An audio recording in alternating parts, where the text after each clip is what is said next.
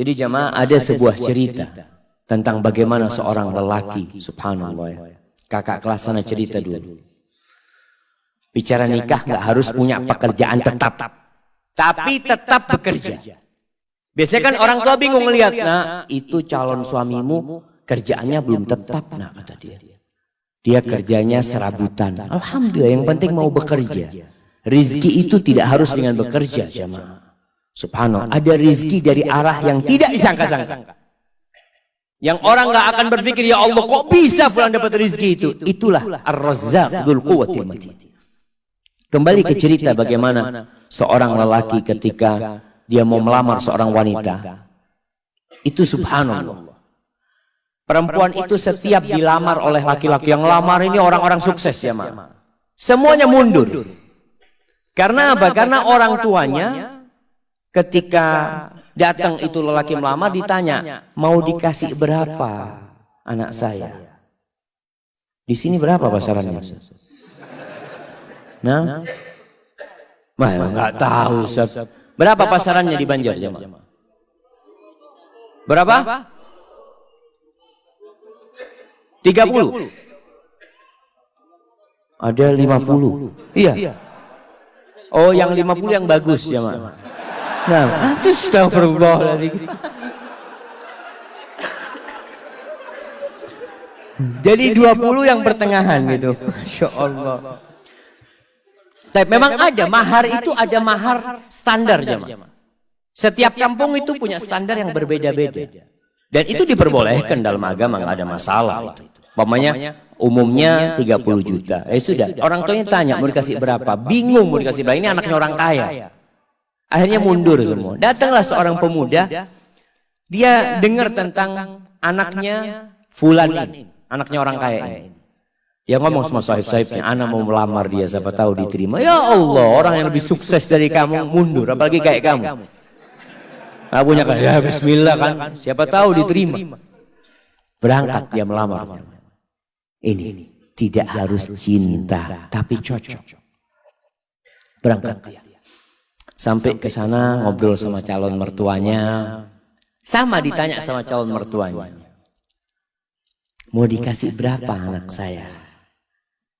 Apa kata calon mertua? Kata calon menantunya, Bapak minta berapa? Oh Allah, jamaah.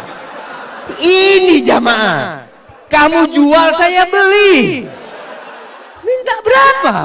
Masya Allah. Karena dia memang maklar, jamaah. Dia itu kerjanya maklar kemana-mana. Jadi ngomong gitu tuh biasa dia. Dia minta berapa Bapak? Gitu. Waktu itu sebelum Krismon, jamaah.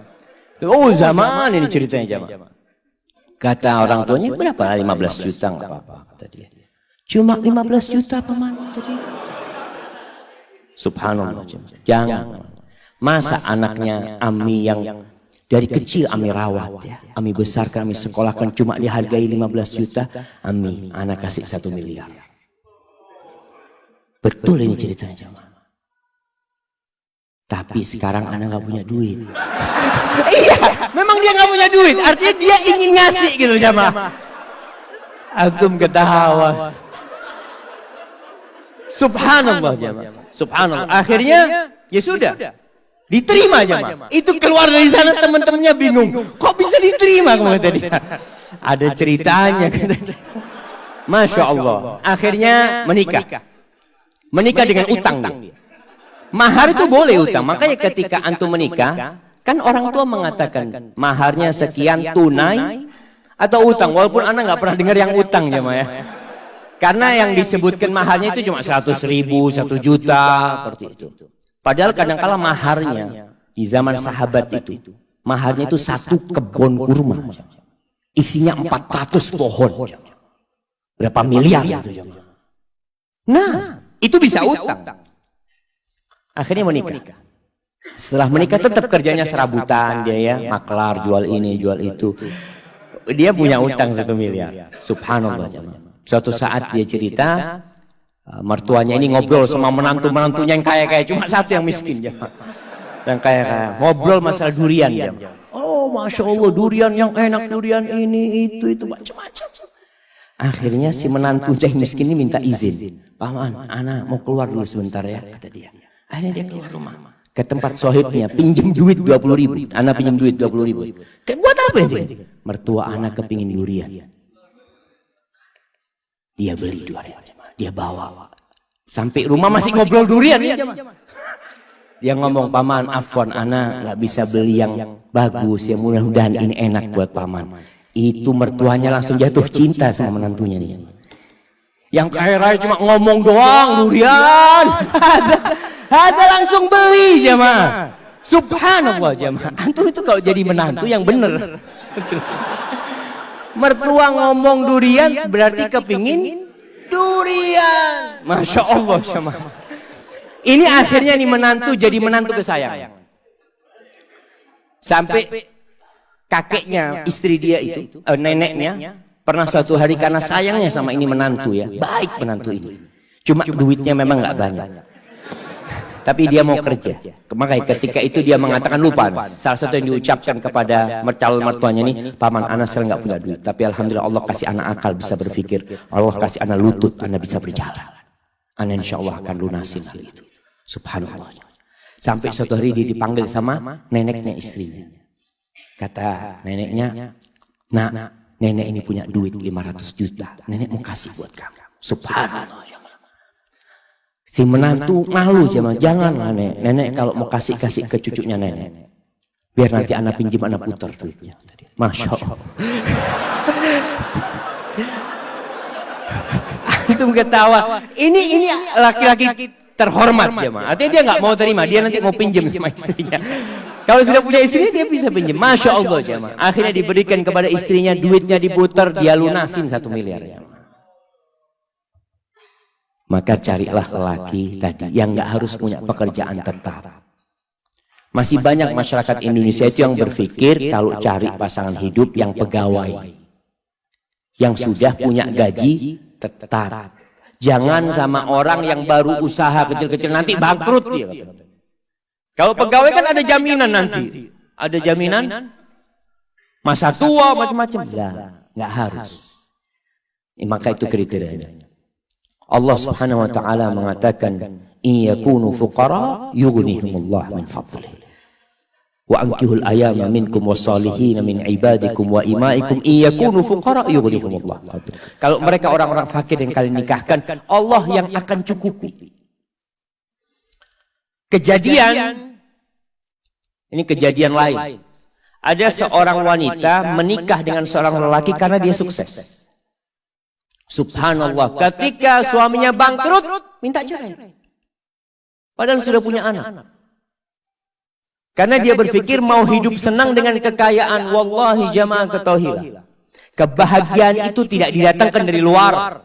Kebahagiaan itu tuh bukan di rumah yang mewah, bukan di mobil yang mahal. La, kebahagiaan itu sesuatu yang ada dalam jiwa antum. Nerima. Irda bima qasamallahu lak takun aghnan nas.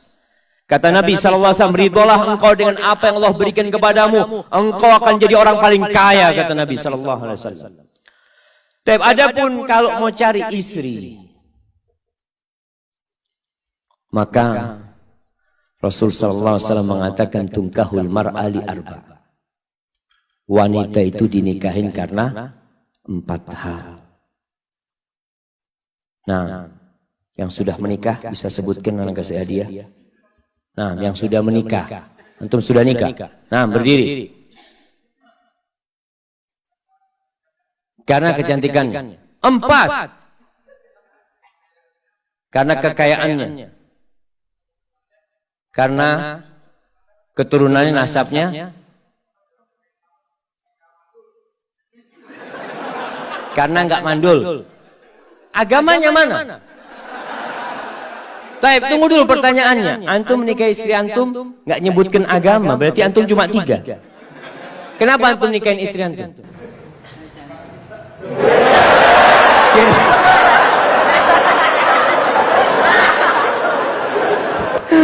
Masya Allah, Masya Allah. Ambil hadiahnya. Hadiahnya ditukar, Afan. Hadiahnya ditukar. Karena dia menikah karena cinta, anak kasih keluarga sakinah. Masya Allah. Bismillah. Alhamdulillah jamaah. Ada yang menikah karena cinta. Apa yang menyebabkan dia cinta? Wallahu a'lam. Bisa jadi karena cantik. Istri antum mudah-mudahan cantik. Tapi ingat, kecantikan itu akan hilang. Tapi kalau cinta yang ada di hati kita tidak akan pernah hilang dengan izin Allah SWT. Kata Nabi sallallahu alaihi wasallam, tunkahul mar'atu li arba' limaliha wa hasabiha wa li jamaliha wa li diniha. Karena kekayaannya, sebagian orang mengatakan alhamdulillah ana mau cari perempuan kaya Ustaz. Kenapa? Ana sudah lama hidup susah Ustaz. Paling enggak bisa numpang hidup nyaman dengan hartanya istri. Ada. Janda enggak apa-apa janda. Ada yang seperti itu jamaah. Maka antum jangan heran ketika melihat anak muda menikah janda sama umur, dia umur 20, istrinya umur 35. Janda punya anak 2. Nggak apa-apa, mungkin karena hartanya dia menikah. Yang kedua, karena nasabnya yang mulia. Keturunan Raja Banjar. Masya Allah. Yang ketiga, karena kecantikannya. Ini normal. Orang menikahin wanita karena kecantikannya. Yang keempat karena agamanya. Lalu apa kata Nabi sallallahu alaihi wasallam? Fadfar bidzatid din taribat yadak. Kalau engkau ingin beruntung dalam kehidupanmu, engkau ingin merasakan kebahagiaan, keharmonisan dalam rumah tanggamu, fadfar bidzatid din. Berbahagialah engkau mendapatkan agama, mendapatkan wanita yang agamanya baik. Seperti tadi kita bicarakan, ada standar minimal perempuan baik secara agama. Apa? Apa jamaah? Melaksanakan kewajiban. Ini yang pertama. Jadi standar perempuan itu melaksanakan kewajiban. Ustaz, tapi dia nggak pernah ngaji ke masjid Ustaz. Yang penting kewajiban dia laksanakan. Sholat yang 5 waktu. Puasa di bulan Ramadan, dia menutup auratnya, dia berbakti kepada orang tuanya. Maka standar kewajiban ini paling minim harus ada.